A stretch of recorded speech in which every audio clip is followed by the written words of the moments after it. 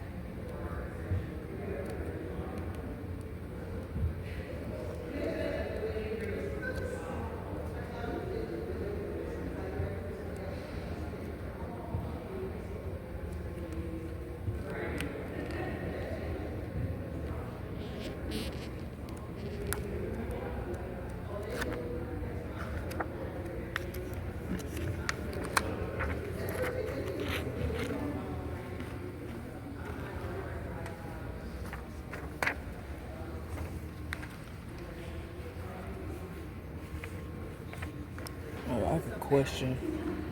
On that table right there.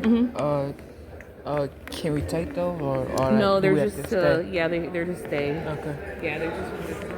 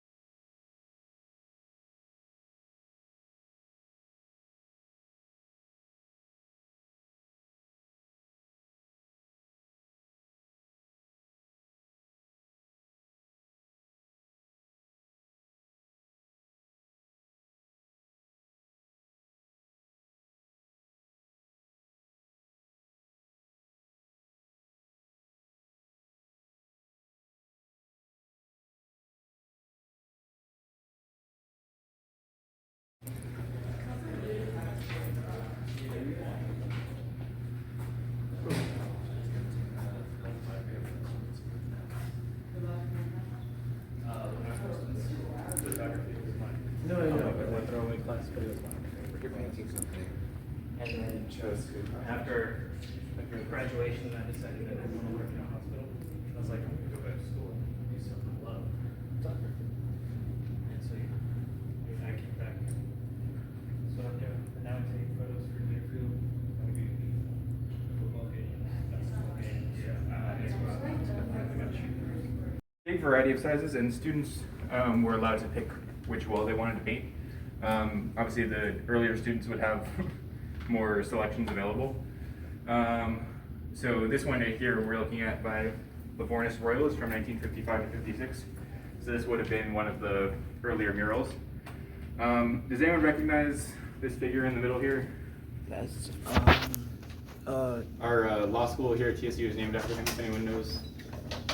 Thurgood Marshall. Thurgood.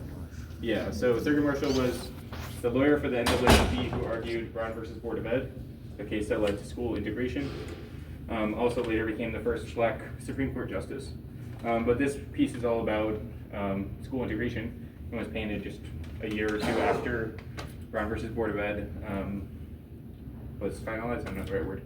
On the left side over here, you also see Justice Earl Warren, who is the Chief Justice of the court at the time that the decision was ratified. If anyone else notices, I'm sorry, back on the right side over here, as you all walked over to the left, this tiny little slice between the door and the wall. This is one of 6 or 7 murals by Kermit Oliver. If anyone is familiar with Kermit, one of the most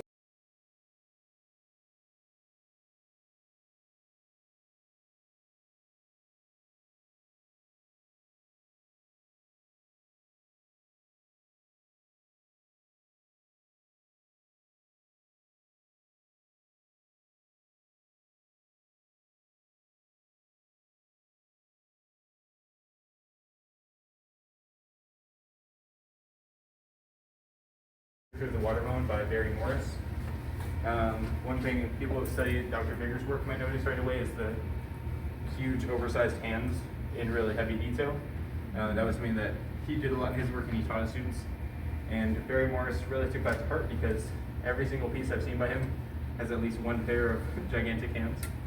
But here you have this TSU student who's hiding, or graduate, excuse me, who's hiding their face behind a watermelon and then got all sorts of forces pulling at them from behind. The military, corrupt preacher with the money behind him, the KKK, looks like a construction worker. But there's a lot going on in this one. What I think is interesting about this also is the amount of turmoil that's happening around, and the students actually. So the watermelon, obviously, there's a symbolic connection to like Southern cuisine, black people eating watermelon. But one of the things that to note about watermelons is that it's also a symbol of. So we talk about Palestine and freedom, but it's also a symbol of self-appeasement because of the nourishment that you draw from it, which is why the seeds were brought over. With some of the enslaved people, they were actually, they were bringing them because they wanted to keep that bit of self-care and mental health. So by eating watermelon, it calms you during times of turmoil. And it's just completely nutritious. So I think it's interesting just to even have that as a way to mask themselves. Yeah, that's very cool, and definitely can understand looking for a source of comfort Yes, with all this absolutely happening around you. But also, it's something like you said, it was something that was good, but also it's something, it was turned into a stereotype, something bad. So it's kind of like a thing. It's like a contrast kind of thing. It's like Definitely. it's good, but it's also it was turned bad. Yeah, it So was weaponized against Yeah. black people for sure. As we go down, we'll start right here in terms of those explicitly political murals.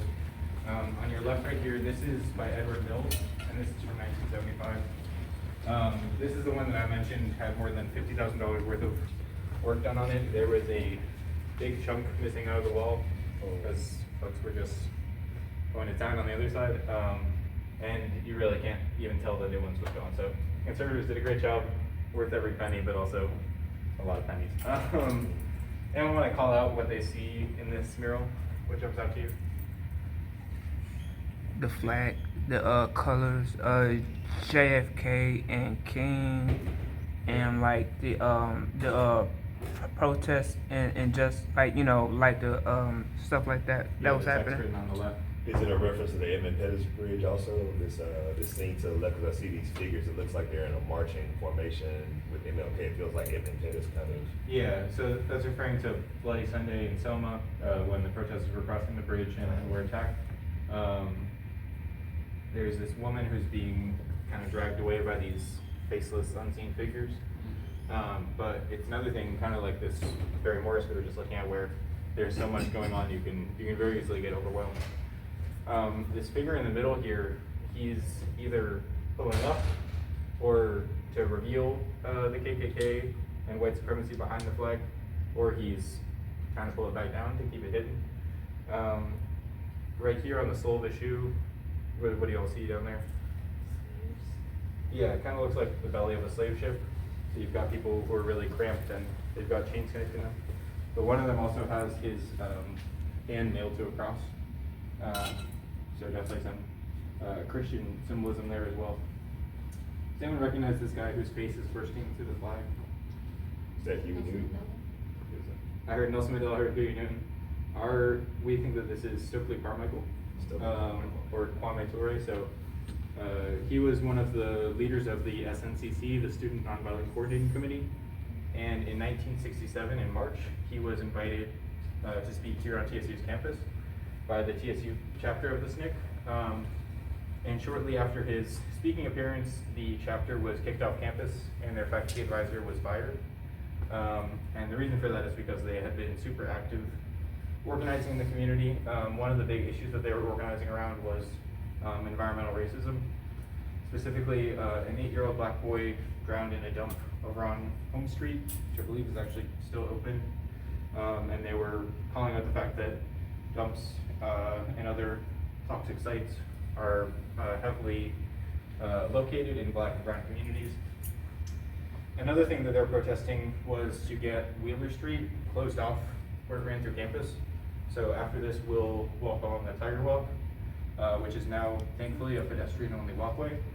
But they arrested 488 students, literally pulled them out of their dorms in their underwear and undershirts and lined them up on the sidewalk to arrest them all and take them downtown. In the midst of the 5,000 rounds that they were shooting, one police officer was killed, and 5 TSU student leaders, student organizers, were arrested and charged with inciting a riot that led to the officer's death. They became known as the TSU 5, and it wouldn't be another 3 years before HBD admitted that the officer was killed by one of those 5,000 bullets that they were firing, and charges were dropped against the students. But this event, which is called the TSU riot, but it's not really an accurate name because TSU students were not the ones rioting, so we call it the TSU invasion. It's something that totally reshaped our campus. Now we have a safe walkway for our students, but that wouldn't have happened without this really traumatic and important event. And yet, it does not get talked about at all. It doesn't get taught in schools. When I do tours, had anyone heard of this before today? Usually I might have 1 or 2 people, and it's like, oh, I heard it from my grandpa, or I heard it from an aunt or an uncle who went to TSU. It's definitely hidden history. Yeah, it gets. Robert Pruitt did a piece about it in PRH in one of the rounds where he actually kind of recreated what the scene would look like with projectiles going through the house and ballistics rods going through the house. So he drilled hundreds of holes in the house and basically had those bullets so people could visualize what that looked like. Yeah, I mean, and you can only imagine, like, there are oral histories where students who were here talk about. In this one? Yeah, the angel on the top right, it's got horns. Oh yeah. I heard that. How they say like Satan was like a fall or something. Yeah. This right here by Kenneth Carter. This is from 1968. What do y'all see in this one? What jumps out to you? Confederate flag. Confederate flags, burning crosses. There's also these chains that have skulls kind of embedded in them. Does anyone recognize where that text comes from that's written over there? Yeah, I think it's the Declaration of Independence, but kind of the irony of saying all men are created equal in a country that enslaved people at the time. But very clearly, this is a student who is fed up, who has kind of lost hope in America. And it's a really interesting contrast because next one down, this is Maurice Ellison. This is from 1972, so about 4 years after this one. And this is very clearly a very protest-heavy scene. So you've got things like all sorts of protest signs. America doesn't want your black citizens. You see it from retreatments. You got LBJ, you got Nixon, you got Tommy Smith and John Carlos, who were the Olympic sprinters who raised the Black Power fist during the national anthem, during their medal ceremony. But at the same time, on this side, anyone read what it says on this scroll here, or recognize these guys up at the top? From these honored dead, we take increased devotion. Yeah, and does anyone recognize these guys? Yeah, and then RFK, JFK's brother. So 3 political leaders who had been assassinated. And then over at the top, what is that eagle holding? Can anyone see? Yeah, so there's a broken lynch-rope, and then in the talons, can you read what it says? Yeah, so you've got this symbol of the US of American history, whatever you want to call it, holding this broken lynch-rope and clasping the law in its talons. So it's very clear that despite all of this protest imagery, this is still someone who had hope that things could change. And I think it's such an interesting contrast where right next to this, you've got a student who says, burn it all down, we need to completely start new. So to see these contrasting viewpoints right next to each other, whether Maurice intentionally chose to put his right next to parents, in either case we end up with this really interesting study. And then as we go a little further down, and I will just warn you, this is probably the most intense imagery you're going to see today. But on this side, we've got this mural by its time, Samabe Shabaks. We don't have any records of any students with that name, so it might be a pen name or it might be a Nation of Islam adopted name. But on the left side, we've got several important leaders of the Black Left from the 70s. So folks like Kathleen Klaver, Eldridge Klaver, Huey Newton, Bobby Seale. And then, can you describe what's happening in this corner right here? Like business? So it's a hairdresser. It's called Medusa's Beauty Shop. Excuse me. The walkway on the way in is lined with skulls, and then as you go inside, you can see that there are black women who are having blonde wigs put on them. And then this figure above is kind of trying to erase this, which I think is the artist trying to talk about how trying to get rid of white beauty standards kind of impacting black women. It's also an interesting situation where, and this might not be what the author was getting at, or the person was getting at, but during the civil rights era, beauty shops and hairdressers were a place where black women could organize kind of independently of not only white people, but also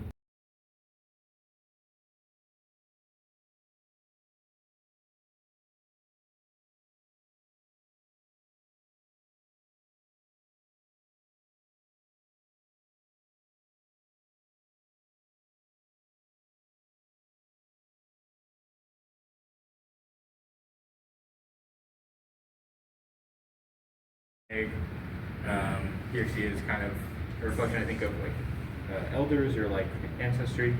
And then over here on the right, you have the artist portraying herself in her present state. But that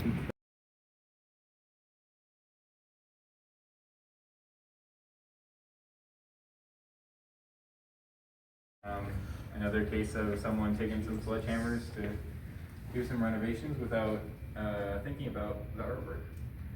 However, Anthony Edwards was still around, so he came back to partially repaint it, but as you can imagine, it took a long time to fill in this right side originally, so when he went back to repaint the left side, it didn't get quite as filled in yet. But this is the only pointless mural in the building. I think is a cool example. He also had a very unique style, so he's another case where anytime we see another one of his pieces, you immediately know it's him. That's interesting. Like I think that takes a bunch of courage, you know, because like when you know I can see myself at, like going through the same process, like being chosen to paint, and then seeing like these, the same style, but you chose to do his own thing, and he was okay with that. I think it takes a bunch of courage, but Definitely.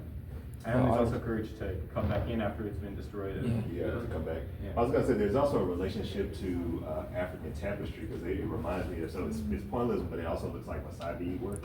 You know, like whenever you see costumes, vestments, and masks, or jewelry, the Masai beads have very tight, it's almost like pointillism, the way that they put the work together.